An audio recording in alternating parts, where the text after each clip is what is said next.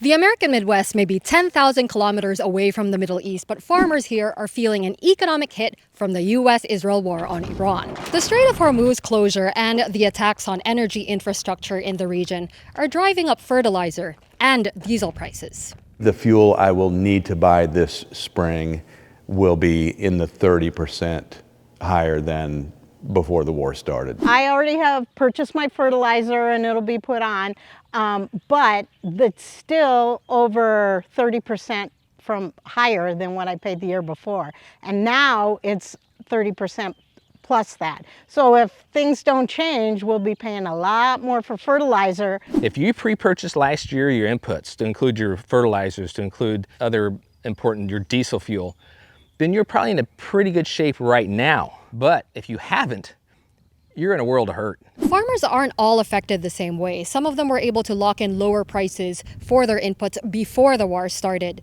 so they're set for the spring planting season. But they're already looking ahead to a longer period of higher input prices that could squeeze their margins for years to come. And remember, the effect of the war in the Middle East is just the latest thing that farmers here have to deal with. Commodity prices really haven't kept up with costs, and the trade war means that their biggest buyer, China, isn't buying at the volumes that it used to. Not to mention that there's still tariffs on the things that farmers might need from elsewhere, like machinery or chemicals. A lot of times our farmers are borrowing money from the bank to put all the inputs in, to put the crops in, and they're waiting for the crops to be sold to pay back that money.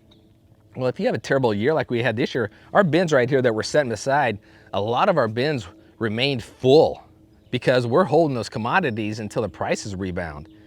And so if we were leveraged highly, then that means the bank's not getting paid. That means the interest on our mortgage is accumulating even higher. We used to say, what's the black swan event? And I go, there's no more they're all black swans now.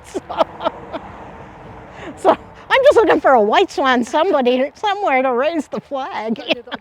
So the crises keep coming. And as is very often the case, how farmers will be able to weather them will depend on how bad they get and how long they go on for, however used to crises farmers may be.